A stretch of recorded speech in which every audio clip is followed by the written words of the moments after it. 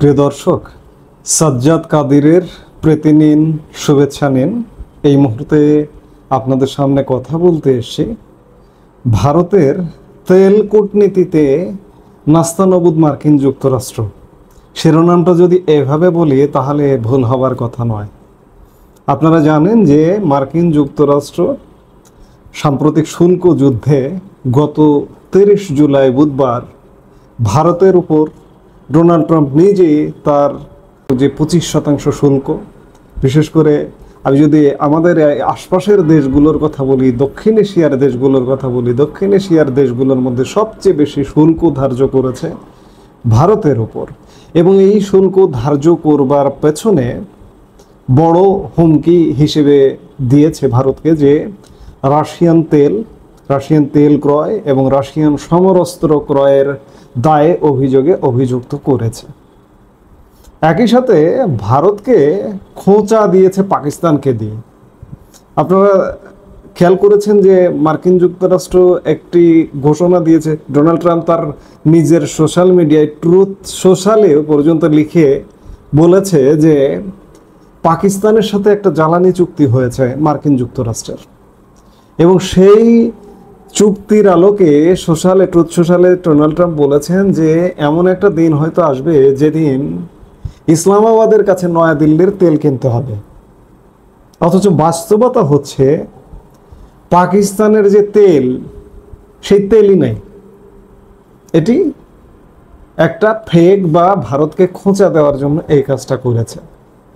ভারতের উপর বর্ধিত শুল্ক আরোপ করেছে বা ভারতকে হুমকি দিয়েছে রাশিয়া থেকে সম্পর্ক, তেল ক্রয়ের সম্পর্ক, অস্ত্র ক্রয়ের সম্পর্ক ছিন্ন করো, তাহলে আমরা বিবেচনা করতে পারি। এই ঘটনাটাকে কেন্দ্র করে গত শুক্রবার রয়টার্স একটি প্রতিবেদন করেছে যে মার্কিন যুক্তরাষ্ট্রের হুমকিতে কিংবা ডোনাল্ড ট্রাম্পের হুমকিতে ভারতের 4টি কোম্পানি রাশিয়া থেকে অপরিশোধিত জ্বালানি তেল, ভর্তুকি মূল্যে জ্বালানি তেল ক্রয় করা বন্ধ করে দিয়েছে। কিন্তু ভারতীয় সরকারি সূত্র বলছে যে না, ভারত রাশিয়া থেকে যেভাবে তেল ক্রয় করত সেভাবেই তেল ক্রয় করছে। রয়টার্স যে 4টি ভারতীয় তেল শোধনাগারের কথা বলেছে যে তেল আমদানি বন্ধ করে দিয়েছে, সেগুলো হলো Indian oil corporation, Hindustan petroleum, Bharat petroleum এবং মেঙ্গালোর রিফাইনারি অ্যান্ড পেট্রোকেমিক্যালস।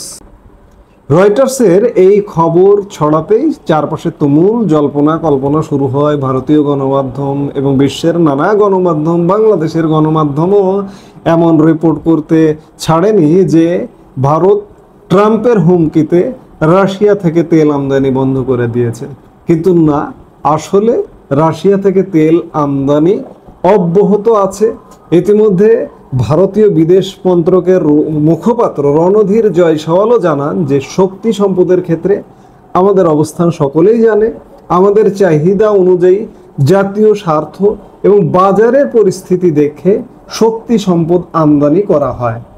আবার ওদিকে ডোনাল্ড ট্রাম্প রয়টার্সের সেই রিপোর্ট দেখে বলেন যে আমি শুনলাম ভারত নাকি রাশিয়া থেকে তেল আমদানি বন্ধ করে দিয়েছে। আপাতত এটুকুই শুনেছি, জানি না এই খবরটা সত্য নাকি মিথ্যা, তবে এটা ভারতের পক্ষে ভালো পদক্ষেপ। কিন্তু রুশ তেল আমদানি বন্ধের কথা ভাবছি না ভারত, এমনটাই জানাচ্ছে ভারতীয় সরকারি সূত্র। অর্থাৎ ট্রাম্পের দাবি খারিজ করে দিল ভারত। আবার দেখুন, ভারতের তেল কূটনীতি বলুন কিংবা সামগ্রিক কূটনীতিটা দেখুন, মার্কিন যুক্তরাষ্ট্রের সাথেও ভারত কিন্তু সম্পর্ক ছিন্ন করছে না বা সম্পর্ক অব্যাহত রাখবে। এক হিসেবে দেখা যাচ্ছে যে গত বছরের তুলনায় 51% বেড়ে গিয়েছে চলতি বছরের মার্কিন তেল আমদানি। কেবল অপরিশোধিত তেলই নয়, এলপিজি এবং এলএনজির মতো গ্যাসও আগের থেকে অনেক বেশি পরিমাণ মার্কিন যুক্তরাষ্ট্র থেকে আমদানি করছে ভারত। ভারতের সরকারি সূত্র বলছে যে চলতি বছরের প্রথম 6 মাসে প্রত্যেক দিন আমেরিকা থেকে গড়ে 2.71 লক্ষ ব্যারেল তেল আমদানি করেছে ভারত। গত বছর এই 6 মাসে সংখ্যাটা ছিল 8 লক্ষ ব্যারেল প্রতিদিন। শুধু তাই নয়, ট্রাম্প যখন শুল্ক যুদ্ধ ঘোষণা করে দিয়েছেন, সেই সময় ভারত আমেরিকা থেকে তেল কেনার পরিমাণ আরও বাড়িয়ে দিয়েছে। পরিসংখ্যান বলছে গত বছরের এপ্রিল থেকে জুন মাসের মধ্যে যে পরিমাণ মার্কিন তেল আমদানি করেছিল ভারত, এবছর তার থেকে 114% বেশি তেল কিনেছে ভারত। গত জুন মাসে আমেরিকা থেকে যে পরিমাণ তেল আমদানি করা হয়েছিল, জুলাই মাসে তার থেকে 23% তেল আমদানি বাড়িয়েছে ভারত। ট্রাম্পের শুল্ক চাপানোর পর এই আমদানি কমা তো দূর, বরং চলতি অর্থবর্ষে মার্কিন তেলের আমদানি বৃদ্ধির হার 150% পর্যন্ত পৌঁছে যেতে পারে বলে মত বাণিজ্য মহলের। আমি আগেই বললাম যে অপরিশোধিত তেলের পাশাপাশি এলপিজি এবং এলএনজি গ্যাসও প্রচুর পরিমাণ আমদানি করছে ভারত মার্কিন যুক্তরাষ্ট্র থেকে। অর্থাৎ ভারতের কূটনীতি, আসলে কূটনীতিতে রাজা ভারত। রাশিয়ার সাথে সম্পর্ক, রাশিয়া ভারতের দীর্ঘদিনের পরীক্ষিত বন্ধু।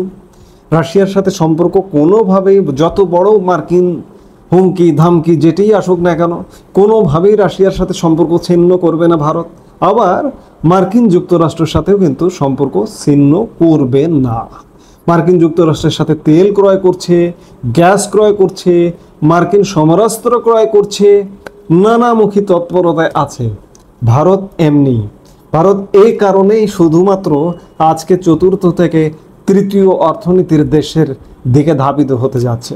এর মধ্যে প্রধানমন্ত্রী নরেন্দ্র মোদী তার নিজ নির্বাচনী এলাকা উত্তরপ্রদেশের বারাণসীতে এক জনসভায় গতকালকে ভাষণ দিয়েছেন এবং এই ভাষণে মূলত মার্কিন যুক্তরাষ্ট্রের যে বর্ধিত শুল্ক, 25% শুল্ক আরোপ, সেই শুল্ক আরোপ নিয়ে কিছু কথা বলেছেন। মোদী বলেন যে বিশ্বজুড়ে যখন অর্থনৈতিক অনিশ্চয়তা চলছে, তিনি মার্কিন যুক্তরাষ্ট্রকে ইঙ্গিত করেছেন, তখন ভারতের উচিত নিজস্ব স্বার্থকে অগ্রাধিকার দেওয়া। এ সময় তিনি দেশবাসীর প্রতি স্বদেশী পণ্য কেনার আহ্বান জানান। জনসভায় মোদী আরও বলেন, আজ বিশ্ব অর্থনীতি নানা প্রতিকূলতার মধ্যে দিয়ে যাচ্ছে। প্রতিটি দেশ এখন নিজের স্বার্থে কাজ করছে। ভারতও শিগগিরই বিশ্বের তৃতীয় বৃহত্তম অর্থনীতি হতে চলেছে।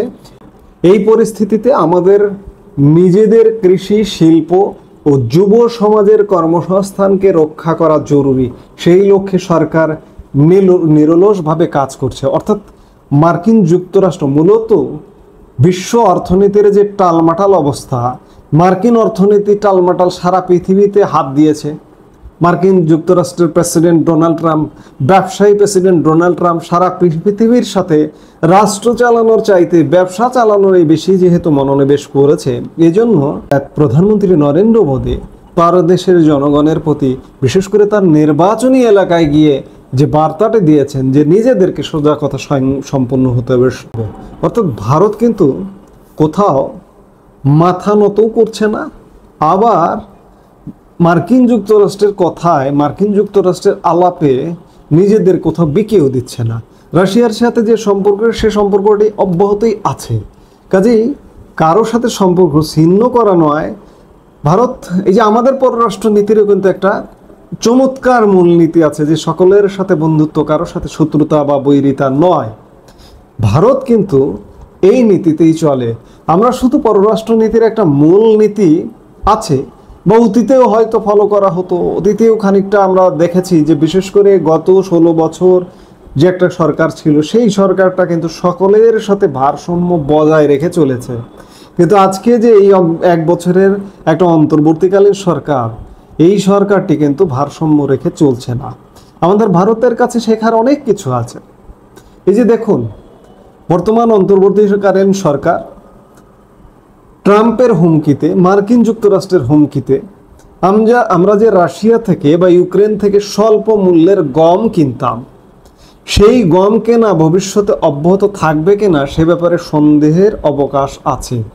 মার্কিন যুক্তরাষ্ট্রের সাথে প্রতি টনে $60 বর্ধিত মূল্যে আমরা গম কিনতে চুক্তি করে ফেলেছি। আমার সরকার ইতিমধ্যে চুক্তি করে ফেলেছে। আরও দেখুন, দেশের স্বার্থবিরোধী চুক্তি আরও কি হয়েছে, চুক্তি শুধু না, ওয়ার্ক অর্ডার দিয়ে দিয়েছে। বাংলাদেশের জন্য বাংলাদেশের সরকারি যে বিমান সংস্থা, বেসামরিক পরিবহন বিমান সংস্থা, বিমান বাংলাদেশ এয়ারলাইন্স, তার জন্য 25টি বোয়িং বিমান ক্রয় আদেশও দিয়েছে মার্কিন যুক্তরাষ্ট্রকে। এই বোয়িং বিমান আমার প্রয়োজন নেই, কারণ বেসামরিক বিমান কর্তৃপক্ষ আমাকে চাহিদা দেয়নি। চাহিদা নিয়ে না দিয়ে বাংলাদেশের বাণিজ্য মন্ত্রণালয় ইতিমধ্যে ক্রয় আদেশ দিয়েছে। অর্থাৎ বাংলাদেশের অন্তর্বর্তীকালীন সরকার জনগণের উপর বোঝা চাপাচ্ছে, জনগণকে মারছে। জনগণকে, এই সরকারটি আছে একটি অনির্বাচিত সরকার, অরাজনৈতিক সরকার, এই সরকারটি চলে যাবে, কিন্তু জনগণের উপর যেভাবে বোঝা চাপিয়ে যাচ্ছে, এটি জনগণের জীবন বের হয়ে যাবে এই বোঝা মোকাবেলা করতে। অন্যদিকে ভারত দেখুন, ভারত রাশিয়ার স্বল্পমূল্যের তেল, অস্ত্র সব কিছুই কিন্তু কিনছে, খাদ্য সব কিছুই ক্রয় করছে, আবার মার্কিন যুক্তরাষ্ট্রের সঙ্গে তাল মিলিয়েও চলছে। এটাকেই বলে কূটনীতি। অর্থাৎ কারোর সাথে শত্রুতা বা বৈরিতা নয়, সবার সাথে তাল মিলিয়ে চলাটাই হচ্ছে উন্নতির একটা সিঁড়ি বলতে পারেন। ভারত সেই সিঁড়িটা হুবহু ফলো করে, এবং যার দরুন আজকে ভারত স্বপ্ন দেখছে এই মুহূর্তে বিশ্বের চতুর্থ অর্থনীতির দেশ, তৃতীয় অর্থনীতির দেশ হওয়ার স্বপ্ন দেখছে। আমরা কোথায়? ভারত কোথায়? এই জন্যই ভারত আসলে কূটনীতির রাজা, আমাদের সবচেয়ে নিকট প্রতিবেশী দেশ, কূটনীতির রাজা। ভারতের কাছে আমাদের অনেক কিছু শেখার আছে, কিন্তু আমরা শিখি না, জানি না আমরা কবে শিখব। এই মুহূর্তে এ পর্যন্তই। সবাই ভালো থাকুন, সুস্থ থাকুন।